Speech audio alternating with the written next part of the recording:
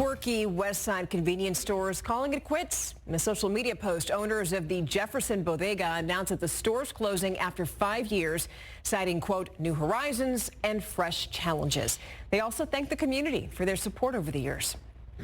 Also, Kroger. Yeah, it's leaving San Antonio again.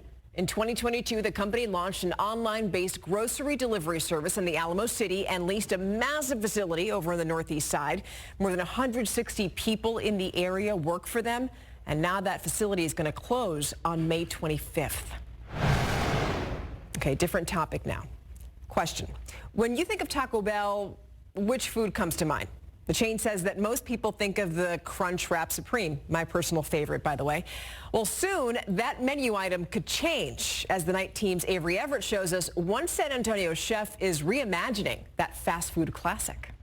In Jennifer Dauberton's kitchen, creativity is a key ingredient. I'm always thinking about what would be fun to do with food.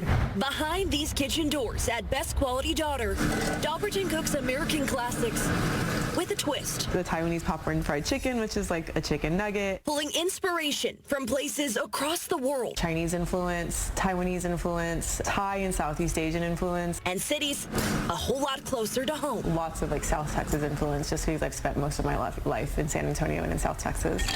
Her flair is hard to find. I just wanted it to be like a fun restaurant that was almost of an immersive experience when you eat here. It's gotten her repeat recognition as a 2023 and 2024 James Beard Award semifinalist. I was always into cooking and I was always into food. Her remixed recipes are taking her to the next level. And a new chain of restaurants. I have no idea how I got on Taco Bell's radar. Dauberton is one of 3 chefs across the country kicking off Taco Bell's TBX program. The goal is to support and promote emerging culinary talents. Each chef will put their own spin on the Crunchwrap Supreme. I just want to have fun with it. She's already come up with new flavor combinations. Can you reveal to us what twist you're taking? I'm not at liberty to say. Oh. Yeah. And she's set to travel to Taco Bell's test kitchen this week to show off her ideas. What are you most excited for about this entire project? I think it'll be really fun to see it roll out. Taco Bell has yet to announce when and where her Crunchwrap Supreme will be served. But she's using this time to refine her recipes. My brain is always creating. And celebrate this success. Cheers. Avery Everett. Cheers. Thank you. Thank you. Ksat 12 News.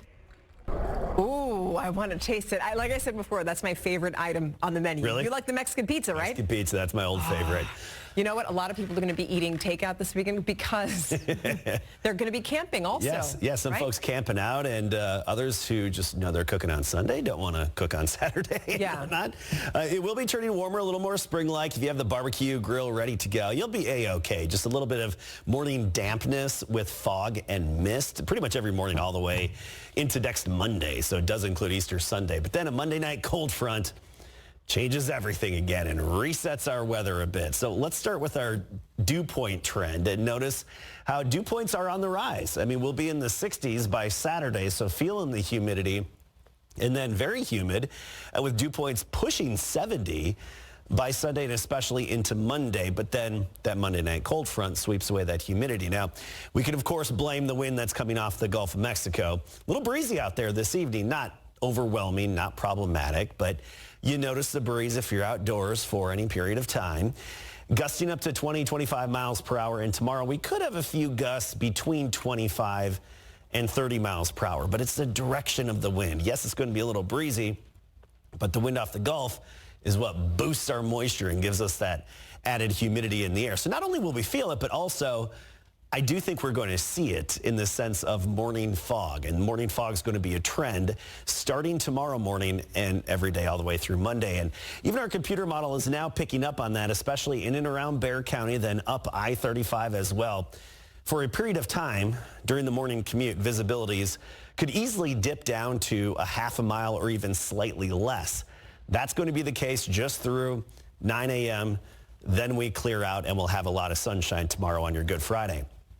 At sunrise, 55, noon 73, 79 the high temperature, and not really muggy tomorrow, but that humidity really kicks in as we get into Saturday in terms of really noticing that muggy feel. And spring-like feel, near 80 all across the board tomorrow. This weekend, mornings will be in the 60s and afternoons are back in the 80s. So a little above average with that humidity, temperatures in the 80s. A bit of a spring-like feel, if you ask me. Just keep in mind, Easter Sunday morning, early morning plans outdoors, a little damp just as a result of fog and mist, but no real rain to wash out any plans. And look at our temperature trend here going forward. I mentioned that Monday night cold front that arrives. That'll take us from the mid-80s back down into the lower 70s for the afternoon highs, and morning lows will dip back down into the 40s. So don't put the sweatshirts or jackets away quite yet. Of course, we need rain.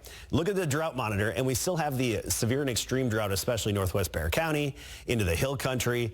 This hasn't changed much, despite some light splash and dash showers, not enough to be drought denting. And of course, the drought monitor updated every Thursday. So this is the latest. Now, as you look at the entire state of Texas, most of the drought, we've got the worst situation in our neck of the woods, and only about a quarter of the state is considered in drought at this time.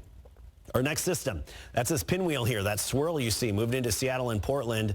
That's going to push our way and give us a shot at a few showers and storms by Monday night. That's our only opportunity, and unfortunately, it's only at 30% right now. But as we get into next week, look at those morning temperatures, Steph. We're back down into the mid to upper 40s by Wednesday and Thursday. So kids at the bus stop, you'll need the sweatshirt or light jacket again for the middle part of next week. The yo-yo continues in our temperature trend. Well, again, here's a live look at our live cam right now. 67 degrees out there. Decent night. And baseball's back. Baseball is back, and in a big way for the Texas Rangers in Arlington. They unveiled their new banner hanging from the rafters, and luckily they were able to break it in with a win on opening day. It was a nail-biter, though. Plus, the Davenport girls soccer team is unstoppable this postseason. 2 clean sheets en route to the area championship. Highlights after the break.